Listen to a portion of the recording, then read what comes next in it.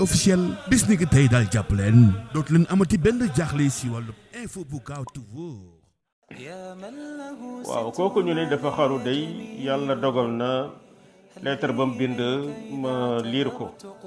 waaye li ma ciy wax rek mooy njuumte bu rëy dal na ko njuumte bu rëy dal na ko te yàlla bu mu nekk influence ci suñu jeunesse bi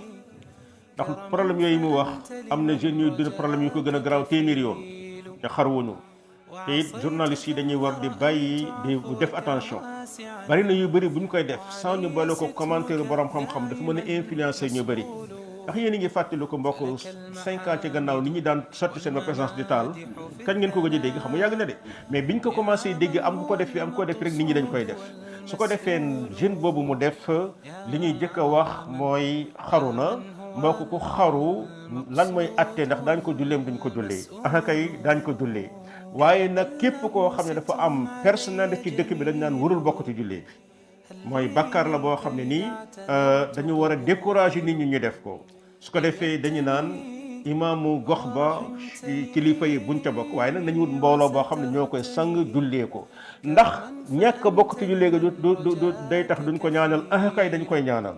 bépp jullit bu faatu dañ koy ñaanal waaye ne ngir décourager nit ñi ñi xaru moo tax teraanga bañ ko waroon a defal duñ ko defal loolee loolu daal nañ ko bàyyi xel su ko defee yéen jeunesse bi xam leen ni ndaw ñàkkul dara ndaw amul dara yow yaa ngi nekk ab universitaire jàng ba yegg master ngal la waaye problème boo mën a am nit ñi duñ ma faale nit ñi duñ ma nangam xanaa ana yàlla moom yaa ngi dégg su ko defee yéen ndaw lu jullit ñi loolu ba mu leen influencé mukk sunu borom day nattu ab jaamam tant que yaa ngi bokk ci mën a xëy taxaw daal di julli santal yàlla jalla wa ala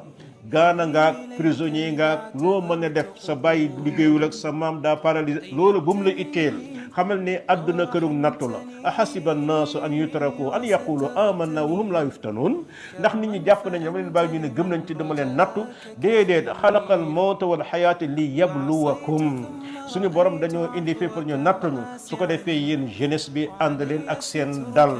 wóolu seen borom bu leen sacrifier seen dund di dugg ci désert bi di def loo xam ne nii seen bakkan mën na caa des ànd leen ak dal ànd ak tey lu ngeen di sakku ngeen sakkoo ko ci daluk bakkan yonent bi aleyhi salaatu wasalaam daana wax xadis boo xam ne suñu mbokk bi imam Demba Diop ku ko bëggoon lool la imam Aboubacar Sall sa hafizahullah nee na loolu la mujj dégg ci moom mooy day leen sakkoo faj aajo yi te la nga xam ne mooy daluk bakkan fa inna al umura tajri bil maqadir yàlla mbiri yëpp yàlla moo koy ay dogal la rek suñu borom du jour au lendemain mën na wëlbati sa dund